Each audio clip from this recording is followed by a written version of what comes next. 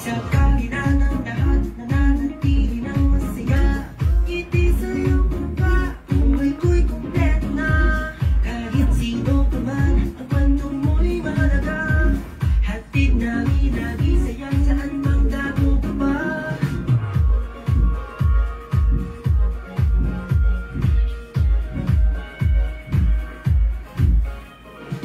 Magkasama sa isang pahina, libre lang ang aming pagsumikap. Umiyak, tumawa at manampalataya hanggang sa napunta. Tuloy-tuloy ang saya. Pare-pare, kuya't ate, ilabas ang gilas mo. Kwento mo at kwento ko, iibiyan. Magbigay ng pag-asa sa lahat. Tulad sa ating saya, dahil hindi kita.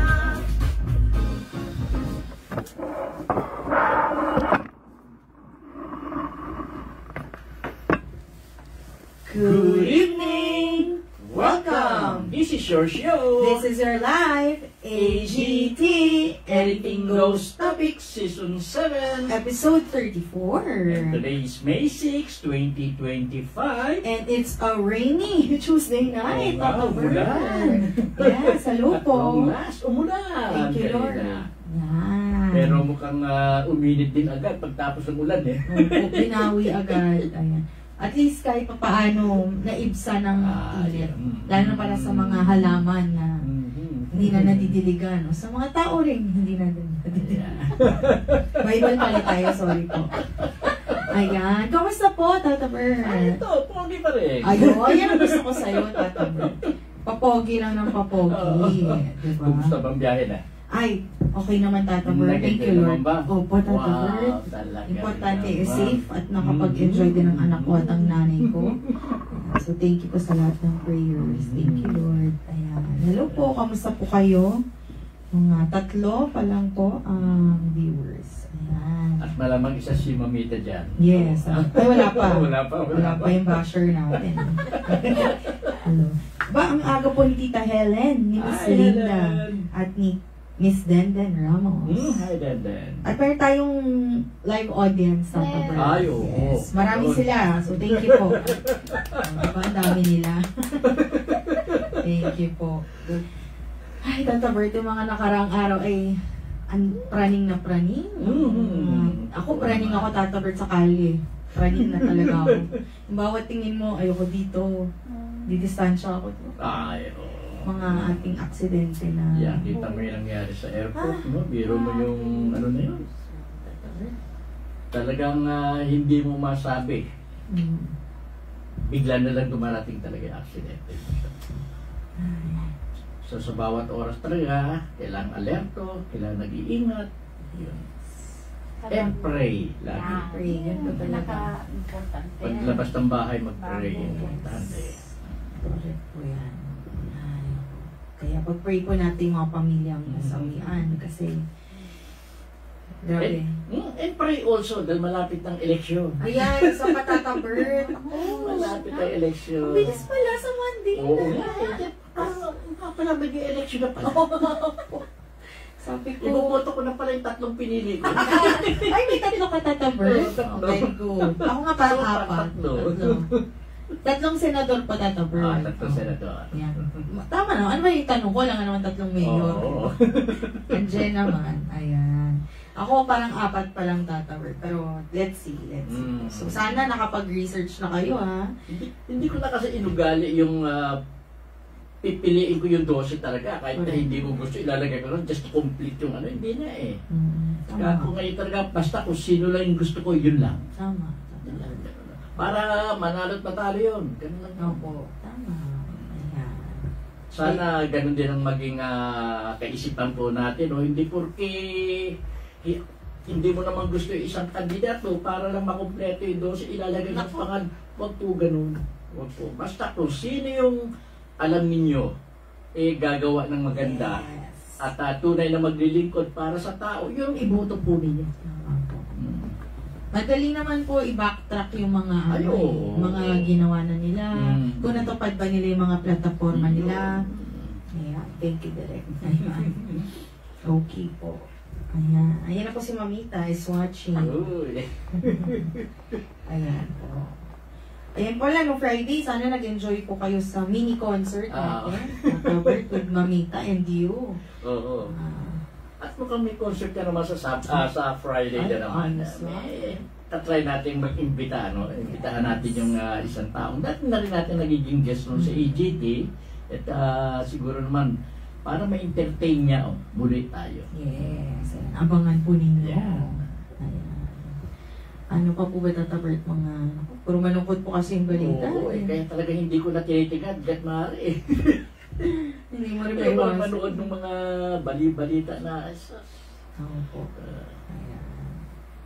Okay po. at malapit na rin palang pipili ng bagong papa. Oh, kailan pa tatabert ang ano? Uy, hindi natin masabi, baka bigla na lang eh.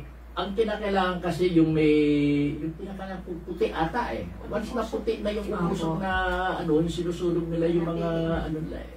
Yung napili na. So bigla na lang pala yung Oo, tatabert. basta pag puti, meron na yung napili. Oo. Pero hanggat hindi pa na nakukuha yung kulay na kinakailangan nila eh, tuloy pa uli yun. Magpipilian pa rin.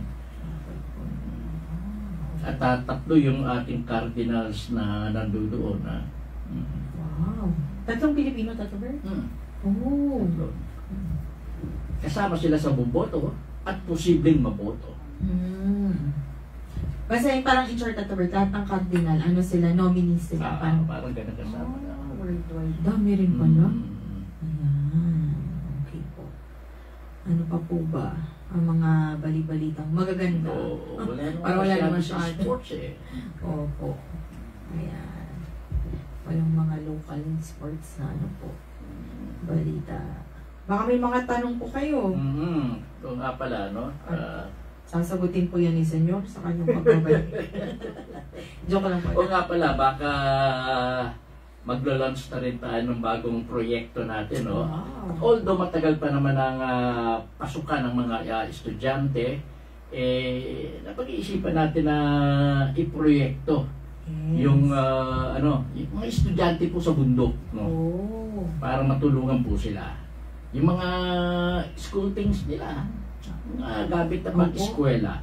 Alam naman natin na yung mga tao, yung mga kabataan sa ganung mga lugar, kinakapos din po sa budget ng mga parents. So, tutulungan po natin sila tungkol sa kanilang mga gamit sa eskwela po. Yes. Maganda yung tatabit. Kasi lalo na yung mga estudyante sa bundok, hindi basta-basta ang kanilang paglakad papunta sa eskwela. Diba? At nasubukan na natin gawain noon yan, no? Yung ganung proyekto niyan. At muli uulitin natin. Yes. Naging successful noon, bakit hindi muli gawain? Gawin ulit. Opo. Para sa kinabukasan. Ayan. Yun po. Ano pa po ba? Kailan ba open? I think June 16, ano? O Iba-iba na-overheard ko, iba-iba, no? Pero ang ideal po nila June lahat. Oo, June. Babalik na po nila. Parang walang bakasyon na, no? Opo. Yung iba ng konti, iba humaba. Depende. Opo eh. Depende. Hindi, ganun kasi dahil ibinalik nila sa dati eh. Kaya magkakaroon ng mga adjustments po muna ulit. Yes. Opo. Ano pa po ba? Ano nga pala yung pinuntahan nyo sa biyahe nyo na yun? Ako tatapert. Kung kilala niyo po ang BTS, ayan. Oh, yeah. Yes. Isa po dun sa 7, may solo world tour po siya. Isa lang. Mag-isa lang po siya. Pero parang sa amin, big deal pa rin po yun kasi minsan mo lang siya mapapanood sa gano'n. Tsaka non-visa country naman. So, hindi kami na kailangan mag-apply ng visa kaya sa Jakarta. Medyo tatapos sa totoo, mahirap po ang bilihan ng ticket sa BTS kasi yung dito sa Manila, parang 120,000 queuing pa lang po yun ang pagpila. So, sertihan po. Thankfully, nagtatrabaho ko na madaling araw minsan. Trinay ko yung Jakarta, may mga open slots, pero konti na lang. So, talagang swertihan na lang din po yun. Sabi ko, kailan pa kung matanda na sila? So, sayang. Kaya, fans naman po kami. Bakit nga pala isa lang siya? Di ba yung grupo sila dati? Opo, tatabert. Kasi iba po, nasa military. Okay. Opo, din. Koreans po, diba? Yan. Pero may comeback na po sila very soon. Release sila sa military ng June. Dami na namang mag-ano yan. Tatawag, kaya ipon-ipon na po yung mga art. Sorry po, i-share ko lang, nakakatuwa kasi yung flight namin, siguro 3 pamilya o grupo lang doon hindi manunood ng concert. Lahat po manunood.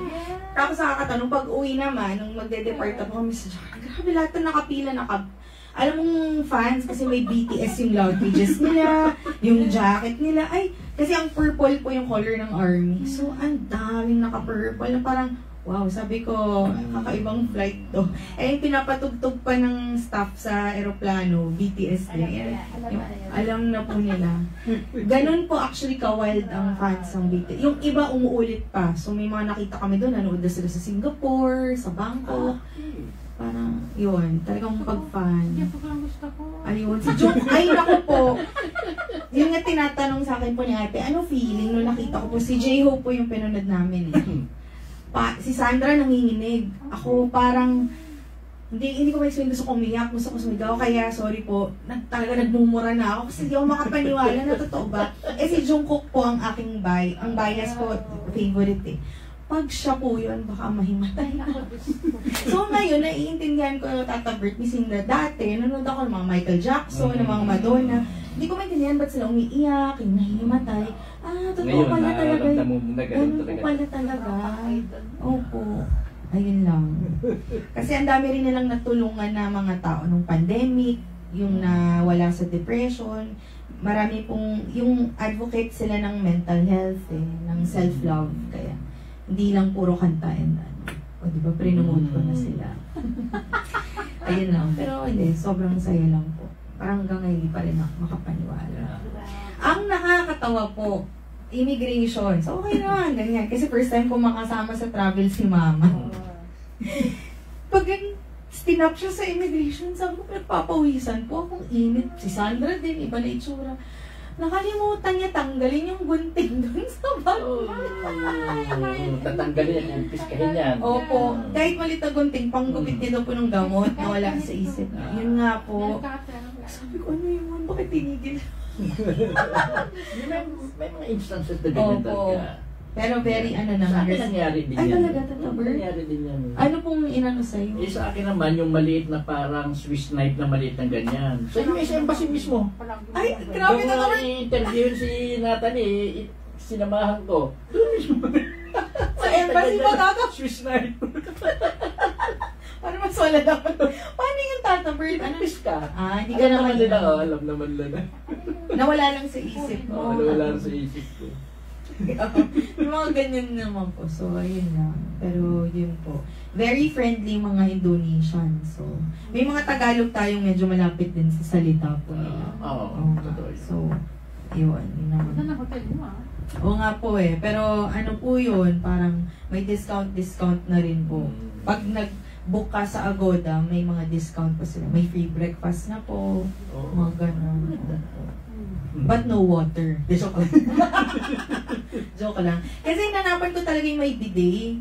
Kasi may mga naranasan lang. Yung pag wala kang bidet, kukunin mo yung mug, yun yung gagamitin mo tama. Pag Pinoy, di ba? Kailangan natin. Talaga mo pamaraan. Opo, kailangan humanap ng paraan. Ako sinigurado ko dapat may bidet. Ayun lang. Ang patawa lang. Oo nga po. Oo, tapos yung gugupitin mo, wala, nakumpis ka yung gunting, di namin mawagod. Ayan, mga funny story. Sorry po, nagkwento lang kasi grabe talaga immigration. Sabi ko, pag nagtanong Very strict talaga sa mga ganyan. Tama lang. Nakakatawa, yung nagsascan pa, nunguya pa ng babo na. Talagang maangas eh. Mama! Dyan lang papunta ng Boracay, ganun din eh. Very din sila strict Tata Bert. Pag nahalata doon sa X-ray machine or what, kung ano man ginagamit lang na Opo. alam nila kung ano kung ano yung nandiyan sa bag mo, alam nila. Galing eh, kahit kaloob-looban na nga po nakalagay. Ayun. May knife kayo dyan, sir? Swiss knife? Okay. Pag pinapayagan naman lang Swiss knife, diba? Dito sa atin Pag local, po. Basta maliit na Swiss kite lang. Oh, maliit lang yan. Opo. Diyan nga sa LRT ganoon din eh. Pero lagi mo kasi dala Tata Bert for Ano po ng protection. tandila kasi yun. Hindi, Ay, akala ko for protection. Para sa Pang kanila. kayo doon sa baso. Tandila. Pag tinanong, bakit po kayo may dalang ganito? Ang sagot mo, Tata Bert, pang kahit po sa kandila. Ano po kandila, sir? Yung ginaan. Yung tumikit sa baso ng tandila. Si Kulturero po ba kayo?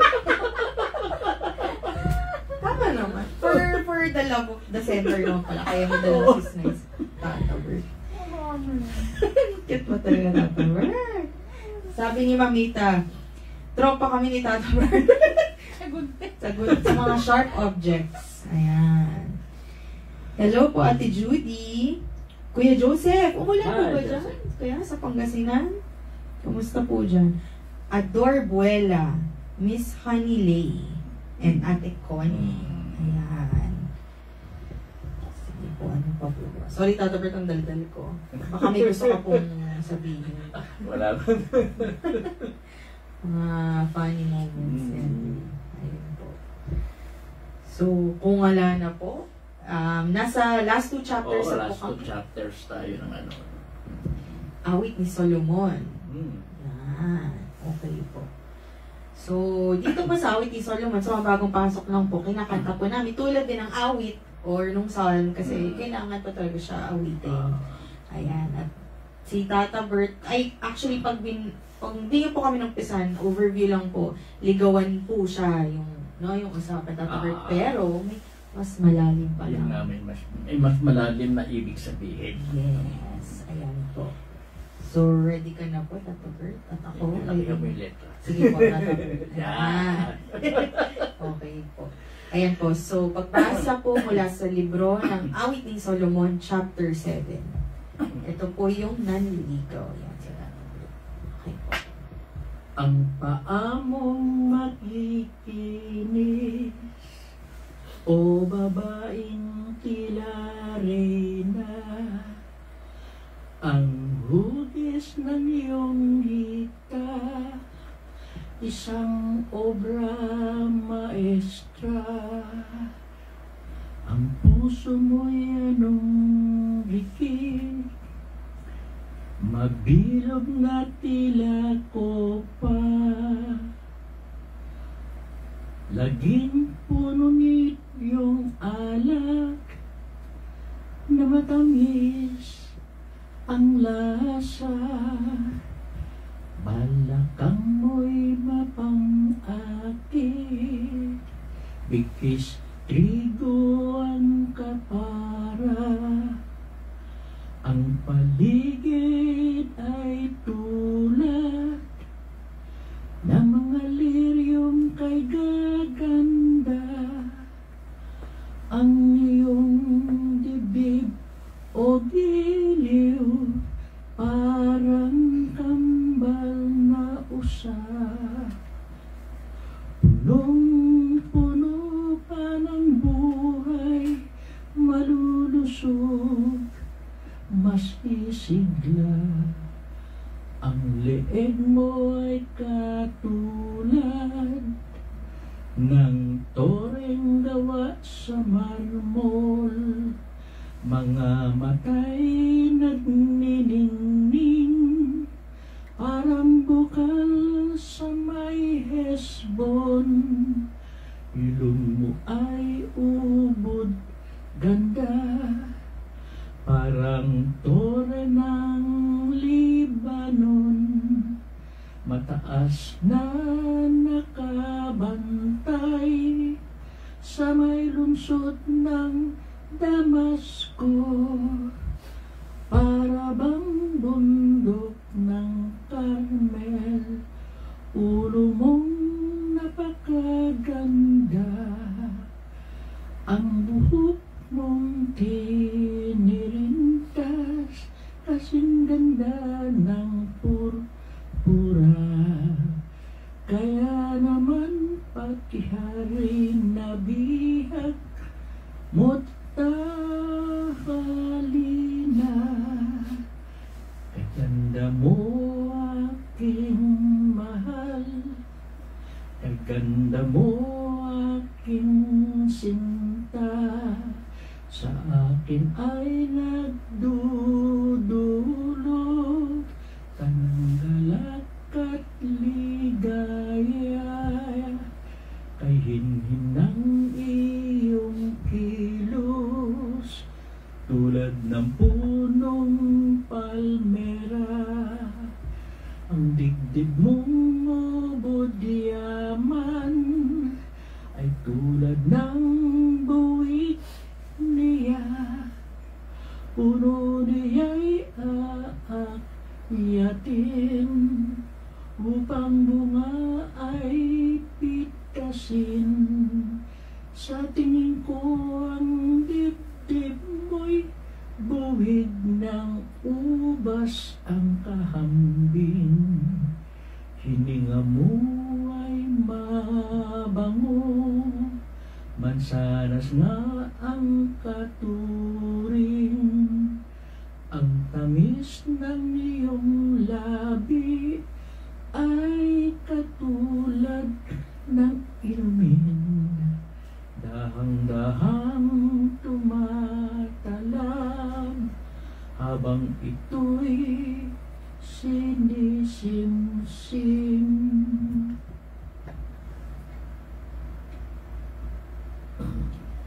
Itong buhay na taglay ko'y sa sinta ko nakalaan sa akin siya'y nananabik lagi akong inaasam halika na aking mahal tayo naroon sa may parang ang gabi ay palipasing magkasalo sa ubasan at pagdating ng umaga isa-isa nating tignan kung ang puno'y nagsusupling bulaklak ay lumilitaw ganoon din ang granada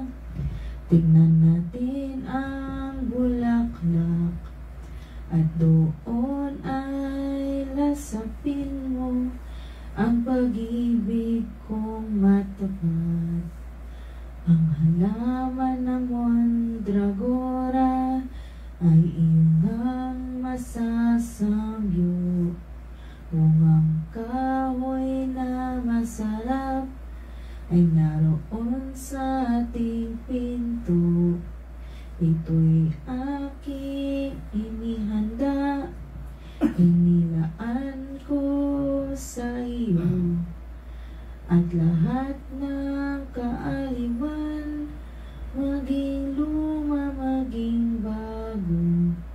Ito po ang salita ng Diyos. Salamat sa Diyos. Well, dito sa unang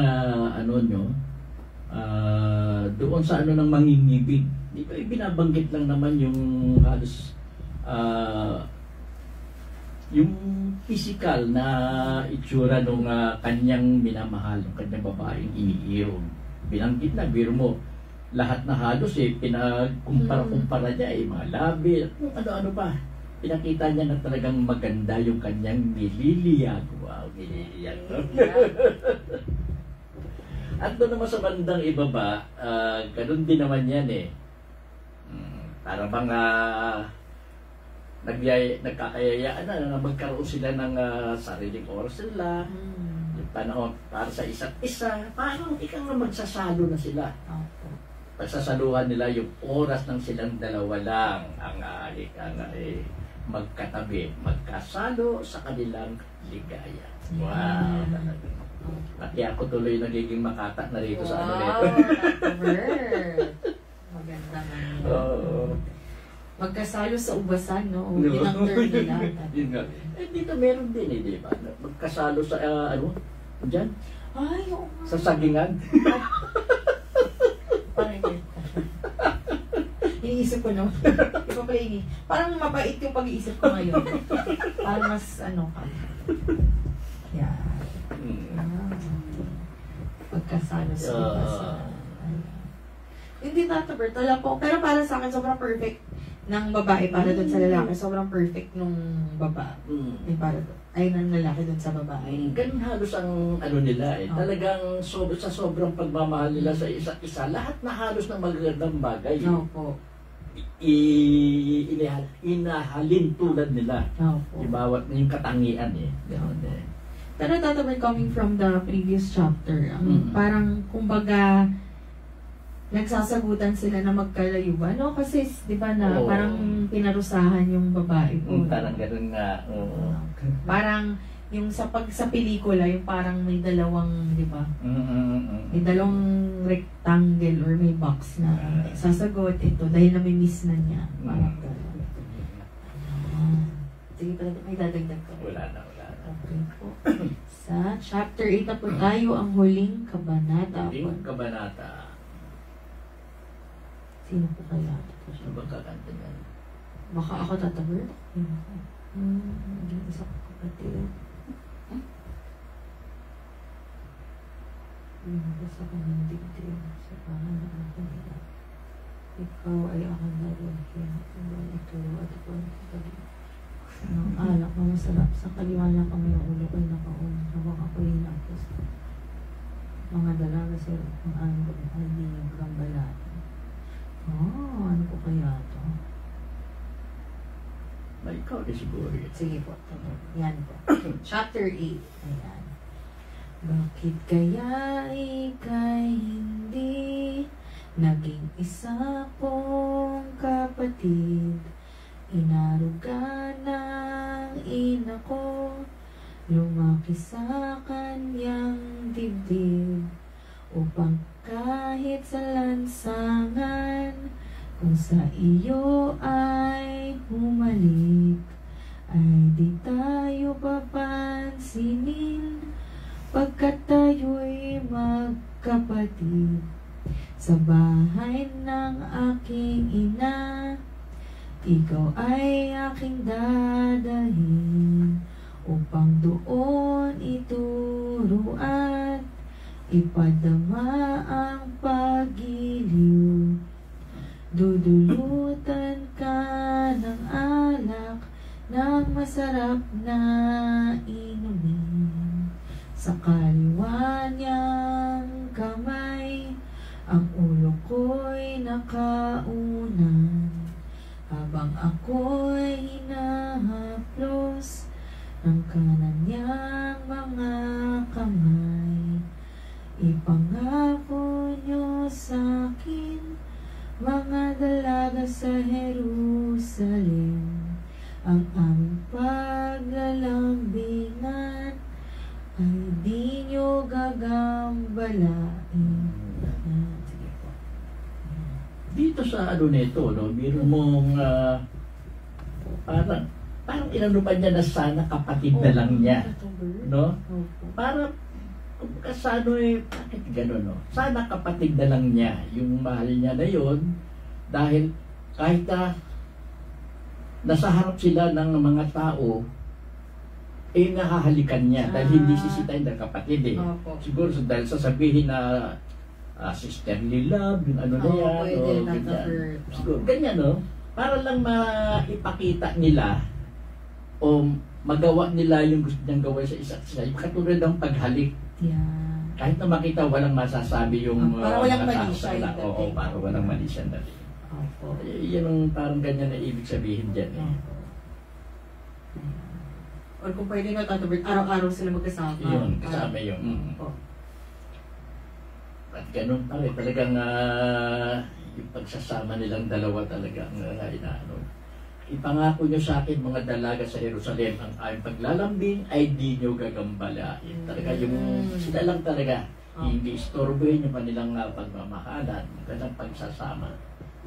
You and me against the world. Yun, ganun. Okay, okay na po tayo. Okay na. Okay po. Ito po mga babae naman po yung kumakanta. Siguro ito yung mga dalaga ng Jerusalem. Sino itong dumarating, nabuhat sa kaparangan, hawak-hawak pang kamay,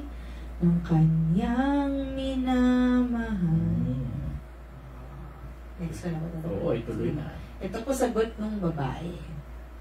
Sa puno ng mansanas, ikaw ay aking ginising. Doon mismo sa lugar na iyong sinilangan. Kaya ako'y mahalin mo. Sa bisig mo ay kulong.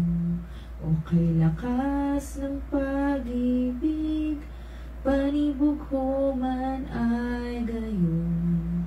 Sinlakas ng kamatayan, tumutupok parang apoy. Kahit baha ay di kayang pigilin itong paggiliw.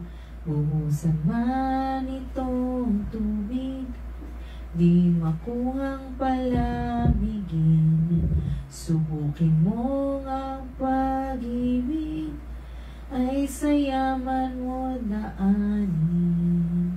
Baka nga ang mangyari ay ikaw pang siyang kutyain. Parang inaano itong Oo nga. sa puno ng mansanas, ikaw ay aking ginising. Doon mismo sa lugar na iyong sinilangan. Kaya ako'y mahalin mo, sa bisig mo ay ikulong. O kay lakas ng pag-ibig, panibughuman ay gayon. So, sa sobrang lakas ng pag-ibig, matindi yung panibugho. Yung pagsiselos, something ganun eh. Sinlakas ng kamatayan. Talagang hanggang mamatay yung pag-ibig nila, tumutupok parang apoy. Kahit baha ay di kayang pigilin itong paggiliw. Talaga naman. Buhusan man itong tubig, di makuhang palamigin. Talaga, bakit buhusan man itong tubig? Parang yung sa aso, no? Pag binuhusan ng tubig. Ayaw nila tapos. Di makuhang palamig. Naalala niya po na sila Chay-Chay. Oo. Subukin mong ang pag-ibig ay sayaman mo daanin. Baka nga ang mangyari ay ikaw pa ang siyang kutsain. Talagang hindi mababayaran yung pag-ibig nila. Tatawanan lang nila gaano man kalaking kayamanan ang alok mo. Huwag lang matuloy pag-ibig lang, hindi na papatuloy. Tatawanan lang nila dahil sa sobrang pag-ibig nila sa isa't isa. Opo.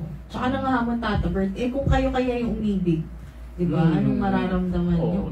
Kung ganito rin, di ba? Totoo naman. Ito naman po, lalaking kapatid ng babae. Okay po. Kami yan mayroong kapatid, dibdib niya ay maliit.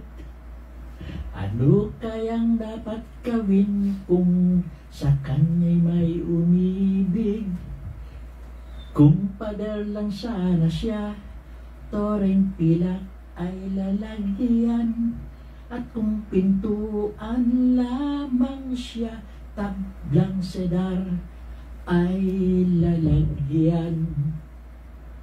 Bakit napasok pa rito itong ano, no? Oo nga po, nasali pa yung kapatid niya. Mga kapatid, dito naman binabanggit, no?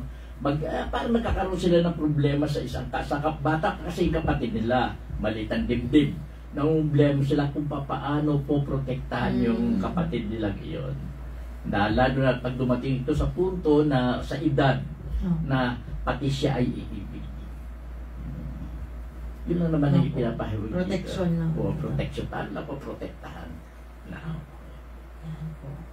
Sagot naman po ng babae, ako'y isang batong muog, dibdib ko ang siyang tore, sa piling ng aking mahal, ay panatag ang sarili. Talagang secure na secure siya sa pagmamahal niya. Palaban din po. Mangingibig.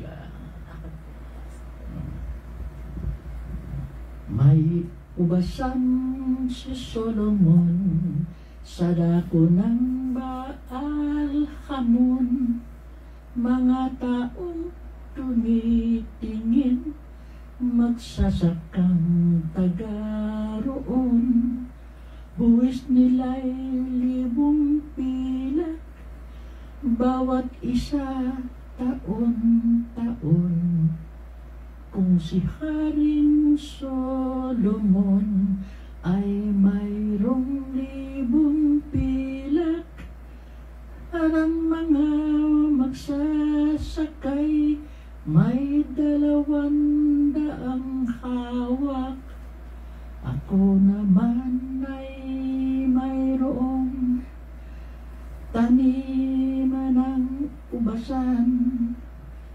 Bawat isang kasama ko'y malaong nang nananabik na magmula ron sa hardin, ang tinig mo ay marinig.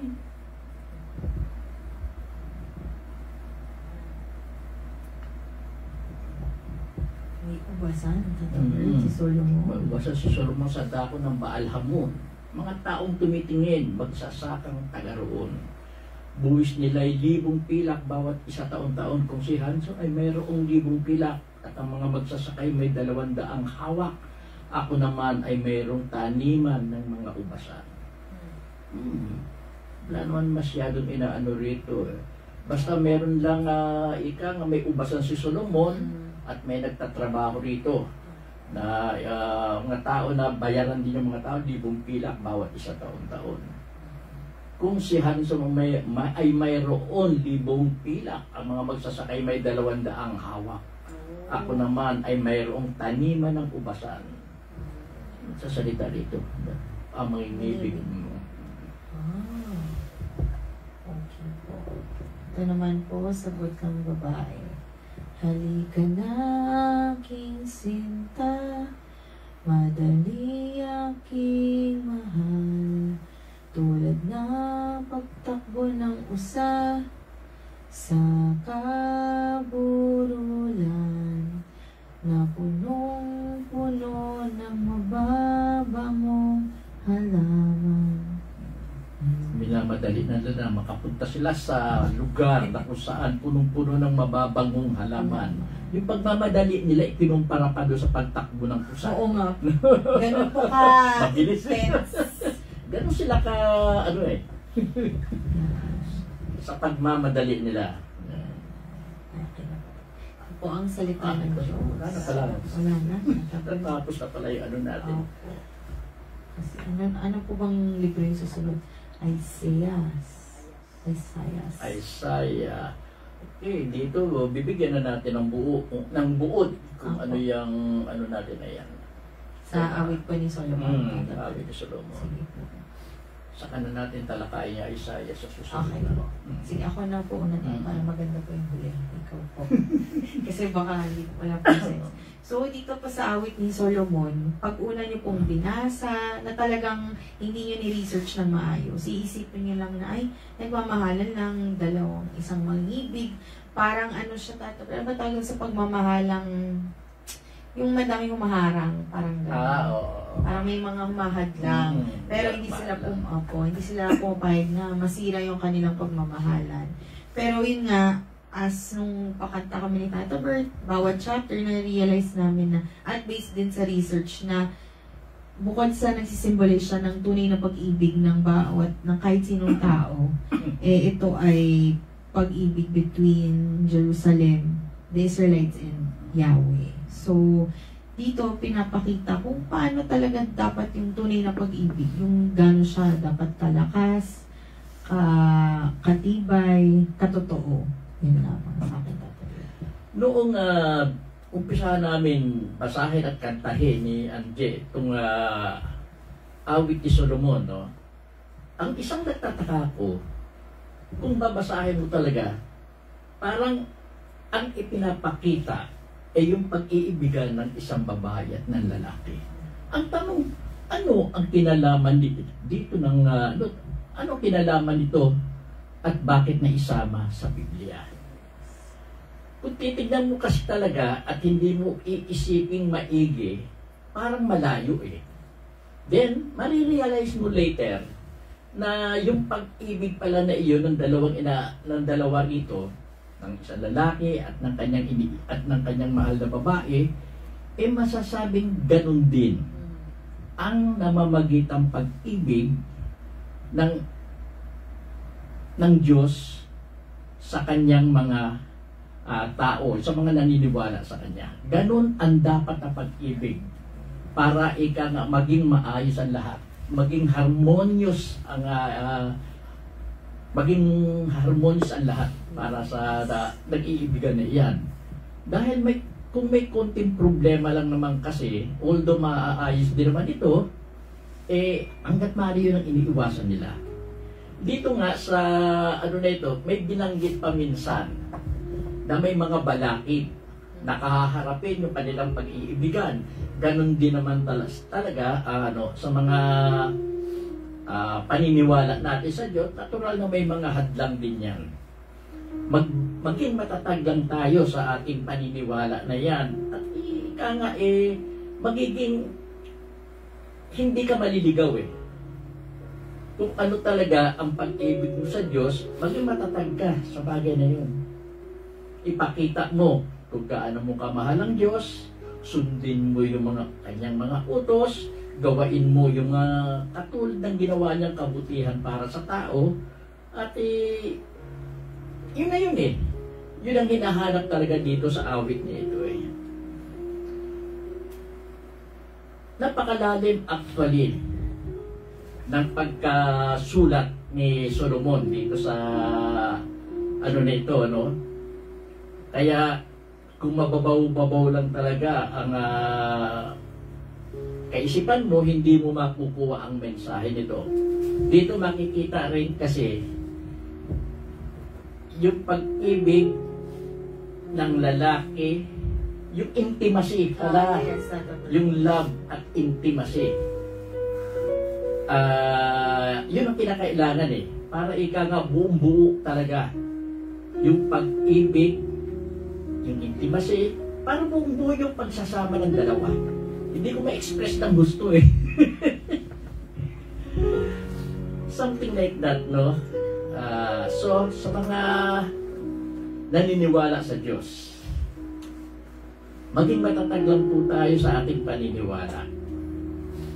At yun kasi ang gusto ng Diyos Kung gaanong kamahal ang ibinibigay niya sa atin, hanggat maaari sana ganun din ang pagmamahal ng ibibigay natin sa Kanya. Aalagaan niya tayo. Aalagaan na tayo ang lahat ng gusto natin sa buhay, ibibigay po niya yan. Yun lang ang masasabi ko sa bagay niya yan. Tata Bert. May isip pala ako, Tata Bert. Kasi parang dito, di ba, si Haring Solomon, tsaka, di ba, minention dito, marami siyang asawa. Marami siyang concubine. Tapos ito pong babae, yung siya lang, kakaiba siya, wala siya dun sa kategoryang yun. Tapos naisip ko, itong babae, wala rin minention na estado niya sa buhay. Pero nung pinarusahan siya, malakas po yung pakiramdam ko na, di naman po sa yung panahon nila, maliit siyang klaseng babae. Kumbaga, 4'5" siya, hindi siya. Maliit, kumbaga wala siyang sabihin na natin nung panahon siguro babaeng binabayaran, yung walang edukasyon, gano'n.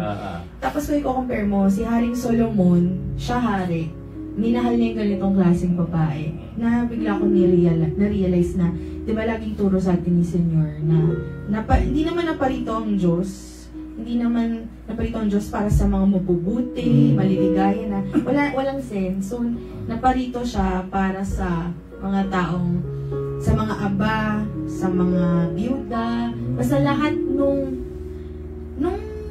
kailangan siya. Nung makasalanan, na hindi na mabago, yung mga ganun. So, na-realize ko na, ito si Haring Solomon, hindi niya pinili yung taong minahal niya based dun sa status o kalagayan ng babae. Minahal niya kasi tunay na pag-ibig yun, na ganun na rin tayo. Isipin nyo, ganun tayo kamahal ng Diyos. Kahit anong ginawa nating kasalanan sa Kanya. Parang mahal niya pa rin tayo, di ba? Parang mahihiya ka. Lord, grabe, mahal mo pa rin ako kahit ganito na ako. Ganito yung dati, tinalikuran kita, yung mga ganun. Yan lang. Yun nga, idugtong ko na rin, no? Binanggit rin niya, tama sabi mo, binanggit dyan, yung kung ilan yung reyna ni Solomon, kung ilan yung concubine niya, at meron pa siyang iba pa maliban doon. Ang isang napakaganda rito, yung ipinatami nito ni Solomon, bumibilib din yung mga nagustuhan din ng mga reyna ni Solomon, ng mga concubines niya, at mga karelasyon niya, yung babae na ito. No? So, yun ang pagkakaiba talaga. Talagang tiningalan din nila yung babae na ito na minamahal ni Solomon. Yun ang kagandahan. So, ganun talaga pagka minahal ka ng Diyos at minahal mo siya, ibang klase talaga. At walang ibang tao o walang ibang karelasyon din ang pwedeng pumula doon. Yun ang isang nagustuhan ko rito, pero pati mga aso. Binanggit kong ilan yung reyna ni Solomon, ilan yung kalaguyo niya, binanggit lahat ng mga yun bumilig dito sa tinataging babae ni Solomon. Yun. Ibig sabihin, hindi nila matalo talaga yung tunay na pag-ibig kahit ano pang kung ano pang ear number ka, sa kanila, di ba yung mga ganon. So, Kaya. grabe talaga. Yan, ganyan po ang Diyos. So, ano pa po ba tatabi?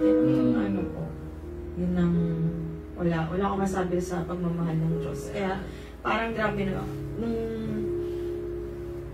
sabi ko nga, nag-uusap kami naman, parang lagi namin nababasa yung isip na isa't isa, parang nakatahimik kami, tapos biglang naisip namin, nung nandun kami sa ibang bansa, grabe no, parang dumami ang tao, iba-ibang lingwahe, parang, pero dumami tayo, hindi lang tao, hayop, halaman, dahil sa pag-ibig ng Diyos, like, inumpisahan niya, diba? So, parang ang Bible, ano talaga yung tatapos, tsaka storya ng Panginoon, talagang umiikot at babalik parati sa pag-ibig para sa atin. With regard to sa Bible, no? Actually, hindi. Dito ako, sa pag-aaral natin, sa pagbabasa natin ng Biblia, actually, saka ko palang naiintindihan yung mga nangyayari. The more na binabasa ko ito, the more na ganito pala. Yung bang magugustuhan mo yung ginagawa mo Actually, yung mag-lecture. Nabibigyan ko ng panahon ng pag-lecture at doon nakikita ko habang nagre-research din ako, naiintindihan ko yung takbo. Kung bakit gano'n ang istorya na nagaganap sa karo para po. Doon ko na-appreciate ng gusto yung ganda ng Biblia. Doon ko na talaga. May mga madidiscover ka na hindi karaniwang nakikita ng mga tao Siguro nakita mo naman yan. May mga inilalabas akong iba na hindi ordinaryong nababanggit ng ibang mga nag-aano sa Bible. Ganun pala talaga yun Hindi ka magre-rely sa isang lang. You need to do further research. Laliman mo pa at makukuha mo yung nilalaman talaga na impormasyon o aral o mga gusto mong bagay na matututunan mo. At once na madaanan mo, hindi mo makakalimutan. Tama po. Nakako. Bakit ganito? Kabisado ko na halos yung kung ano yung nadaanan ko, nabasa ko, nasa isip ko na Hindi matanggal. Isang kagandahan nga pala ito. The Bible ay mapakaganda po talagang pag-aralan. Kumbaga sa ang bata mo dito, no? Mas naumpisahan mo na gaganahan ka na Opo. Magdadagdag ka ng ibang talaga para lang makumpleto mong maintindihan yung takbo ng istorya. That's how I do it.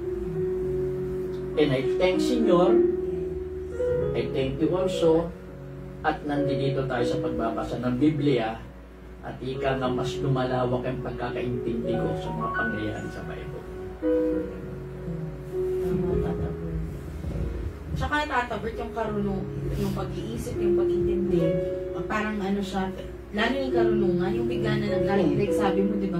Bigla akong naalala kahit matagal mo nabasa. Tapos nakokonek mo sa lecture. Diba? Yun ang, feeling ko yun din ang blessing and gift pabalik sa'yo ng Diyos. Kasi lalo mo siyang gustong kilalanin. No? Parang, okay, sige, Berto. Dahil gusto mo ko lalong makilala, ipapaintindi ko sa'yo lalo. Para na-deliver mo na despite wala si Senyor, ginawa ka niyang instrumento para sa aming lahat. Diba? Katulad yung lecture bukas. Yan. Meron 2 uri ng patay. Oo, parang ano, At papaliwanag kayo at kung ano yung 2 uri ng patay. Sabi kasi ni Jesus sumama ka sa akin. Sabi niya, hayaan mo na ang mga patay ang maglibig sa kanilang patay. I will explain that to you. basta buhay ka bukas. Buhay ako. Yun ang importante. Ayan. Ay, naku, very interesting yan, Tata Bert. Kaya natutuwa ako sa pag-aaral talaga. Nagsa-challenge ako nang natutuwa once na nakita ko yung Hindi, yung Holy Spirit nasa iyo. Binis. Parang saka si Senyor. Yes, opo. Parang pinaguide ka na niya talaga. Grabe. Kasi nauna ko naisip nung sinabi mong 2 klase ng patay, cremation po, tsaka electric. Yung pala may ibang name. Okay. Nakakatuwa po talaga. Ako na tabi, di mga araw-araw nagba-Bible. Pero pag AGT lang. Pero lalo siyang yun nga, yung curiosity mo. Oo, totoo. Di ba, pag sumipa na matutuwa ka na. At sana po kayo ay marami rin po kami natulungan na maintindihan ng Biblia. Yun ang prayer namin. Itong pagbabasa, hindi po para sa amin, para po mabago yung buhay nyo. Hindi naman ang healing mission nyo. Yan, ginagawa naman po namin. In behalf of Senyor, si Angel nandito na rin. Gusto namin gawain dito, para namin intindihan ng mga linyahe dito sa Biblia.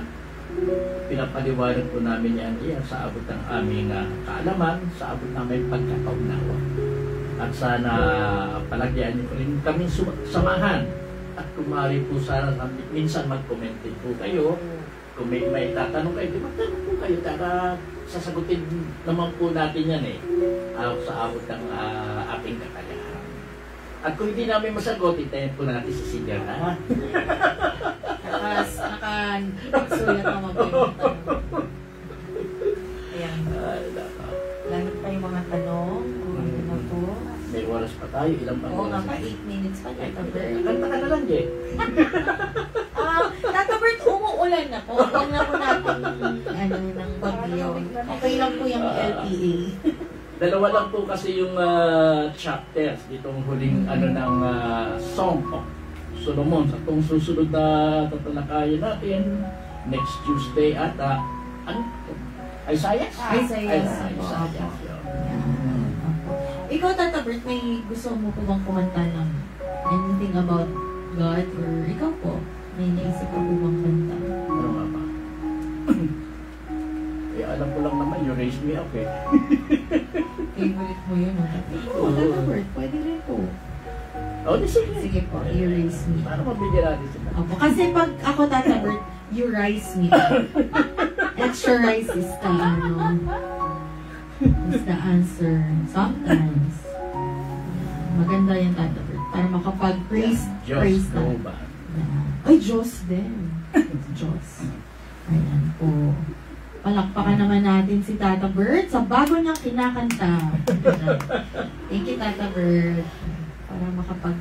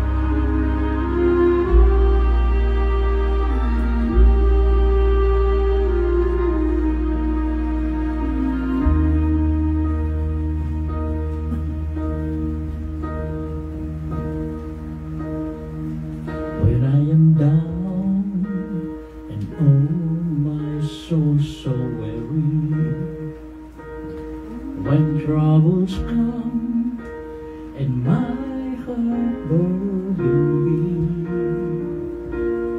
that I am still and wait here in the silence until you come and sit a while with me.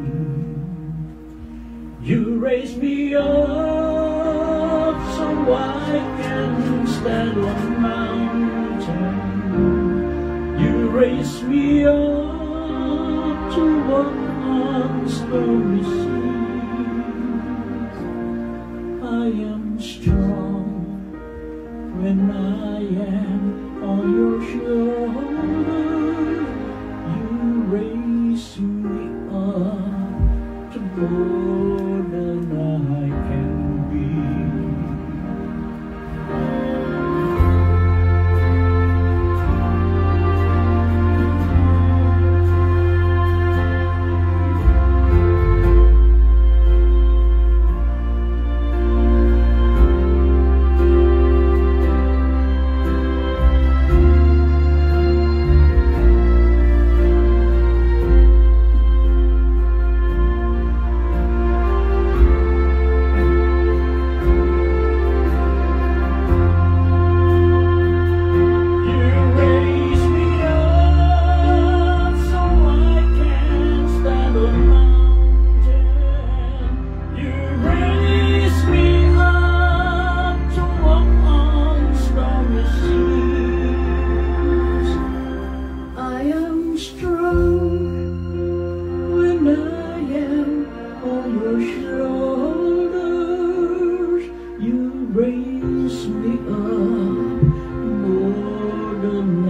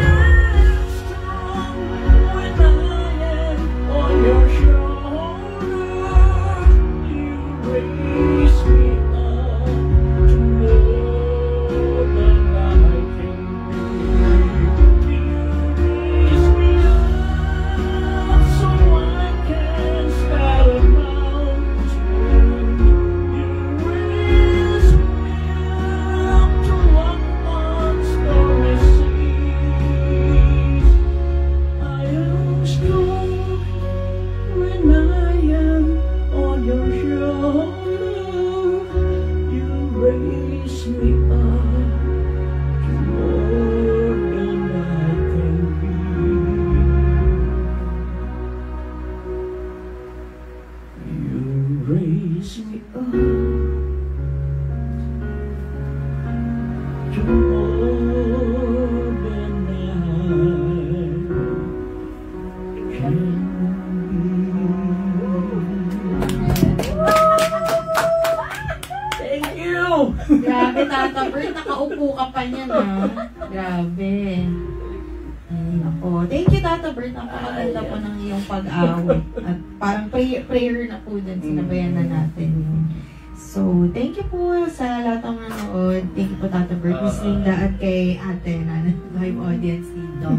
Mamaya po may online po ang prayer vigil, 10 p.m. po. And bukas nga po pala at 8 o'clock, samahan nyo rin po kami. Kasama po natin si Tita Hermie Rodriguez sa Novena po. 8 o'clock po yun. At baka sumabay po si Sopronio.